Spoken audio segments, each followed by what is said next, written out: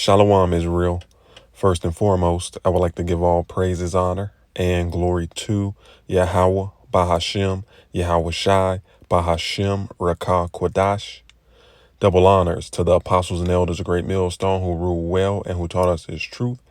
And the sincere salutations to the Tabernacle of David, you Akim, pushing his truth to the four corners of the earth in all truth, faith, and in sincerity. And also a healthy shalom to the few Akwath who are listening and learning. It's Zachariah coming at you with another lesson, and Lord's willing, and be edifying and straight to the point.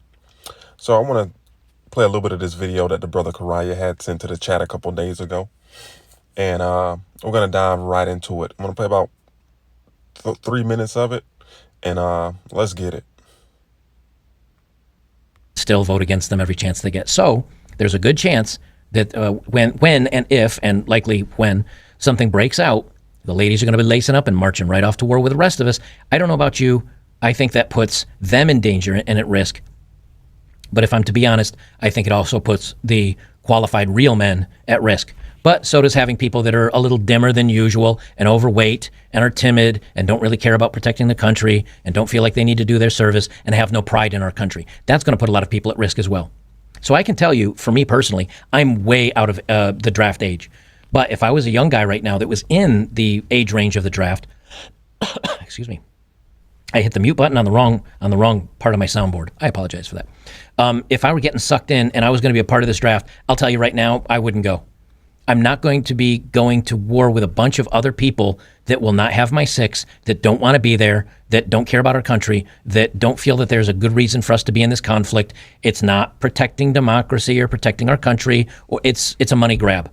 You know, Lindsey Graham and some of these others have come out directly said, hey, they got a lot of really good resources we don't want China and Russia to have, so we need to back Ukraine. Well, if that's where we're headed, are you willing to go off and get ended in a war over some cobalt in the ground, of which you will never see a penny of when it's mined out of the dirt?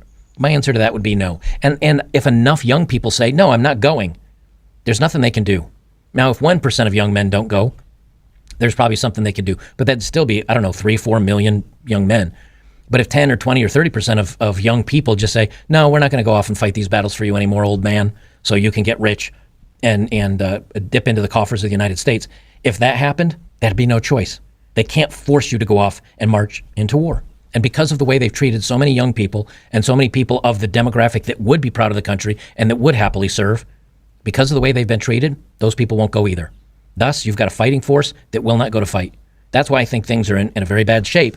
But it's partially because of the demoralization that TikTok and our culture has had on young people that we've put ourselves in this position. So it'll be interesting to see what happens. I don't think women are going to go marching off. And I think if the United States gets into something, I don't think they're going to be able to make a lot of young men. They're not going to be able to force them to go because there's a lot of young men that just won't go anymore. And I can't say as I blame them because it's certainly not for the right causes. Guys, if you like my work, make sure to join. All right, let's grab a precept. This is Jeremiah chapter 51 and verse 30. And it reads, the mighty men of Babylon have forborne to fight. And they forborne to fight for the surfeit of reasons that the gentleman listed in the clip that I just played. It's just that simple. Continuing on, it reads, they have remained in their holes. Okay? What holes? Let's get it. They're strongholds. All right? Stronghold. A place that has been fortified so as to protect it against attack. And these Babylonians believe if they just can stay on good old grade A American soil and not get shipped over to the Middle East or West Asia, they'll be all right. But America is not a stronghold. While war is being popped off in the Middle East, America is going to see foreign soldiers on her soil. She's going to see civil war. She's going to see that shit hits the fan scenario. Nowhere is going to be safe. Nowhere. The Lord said, a time like never before on the face of this entire earth. And this is why wisdom and knowledge shall be the stability of our times and strength of salvation. We, us knowing these things prepares us and keeps us stable-minded. So it reads, they have remained in their holes. Their might has failed them. They became as women. Right. Almost literally. Okay.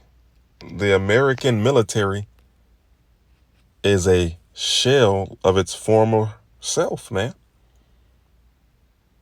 Look at it. Look at its leaders, man. All right. Effeminate men with the mindset of women. A man is known for being logical, strong, under pressure, quick thinking to make decisions in times of trouble. When it comes to a woman, the complete opposite. Helter-skelter in extreme and unexpected situations. Emotions get the best of her, clouds of judgment, so forth and so on. And what does it say? Their might hath failed them. They become as women. Okay? Soft, weak, and effeminate, man. And that reminds me of this saying. It reads, hard times create strong men. Strong men create good times. Good times create weak men. Weak men create hard times. And the good times here that was had in good old Funland, America, Babylon the Great, and its peak, have created these weak, effeminate, fearful GMO babies. Okay?